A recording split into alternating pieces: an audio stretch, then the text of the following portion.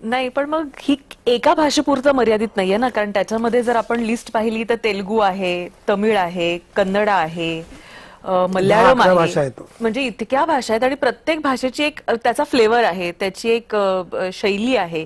ती इतकी आत्मसात करणं की आपण त्यातलाच एक माणूस वाटणं त्या ऑडियन्सला, हे पचनी पडणं तसं कठीण आहे. ती प्रोसेस कठीण आहे म्हणजे. भाषेच्या आधी विचारच महत्वाचा असतो. तर तो विचार पक्का झाला की तुम्ही तुमच्या भाषेत असताना कसं बोलला असतो. మీరు ఇప్పుడు ఇప్పుడు ఇక్కడ ఇక్కడ మీరు ఇక్కడ ఏం చేస్తున్నావు, तुम्ही तिकडे काय करताय. तर हे कुठल्याही भाषेत तसंच बोलणार ना. दुसऱ्या भाषेत तेलुगू कन्नड जगातल्या कुठल्या अमेरिका फिजी आयलंड असेल तरी माणूस मेल्यानंतर रडतो तो करत रडत असेल ना. तिकडे काही तो हसत नसेल. ह्युमन बिईंग सगळे सेमच आहे ना. थोडाफार फरक पडतो तुमच्या लहेजाचा. पण तुमचा लहेजा तुमचा असलेलाच बरा असतो. कारण लहेजा हा मातीतनं जन्माला आलेला असतो.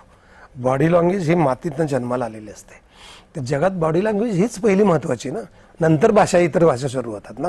बरोबर. त्यामुळे ते फिक्स असलं की बाकीचा काय प्रश्न येत नाही. सगळ्यांना ते आपलंच वाटतं. पण ही माणसं जेव्हा अप्रोच करायला आलेली होती तेव्हा कसं काय अप्रोचिंग झालं आणि ते जे काय बोलत होते ते कळत होतं का तुम्हाला काय ऑफर करतायत मुळात? मुळात मला इंग्लिश येत नव्हतं आणि आमच्याकडे ते ज्ञान शिकरण आलं ते त्यांचं इंग्लिश मला काय समजत नव्हतं. दिस कप और दॅट कप इथून माझी ते इंग्लिशची सुरुवात होती.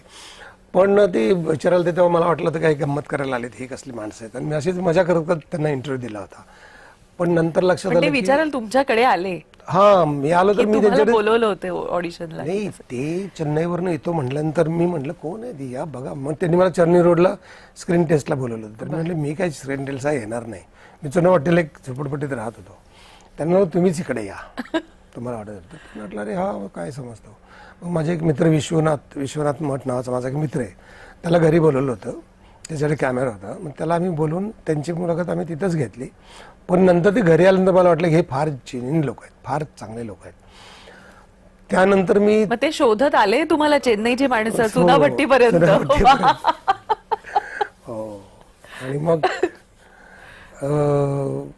मग ते मला पटलं. मग मी ते शिकलो आणि नंतर लक्षात आलं की ही खूप चांगला रोल आहे आणि आपण ज्या रोलची वाट बघत होतो असा रोल आहे तो.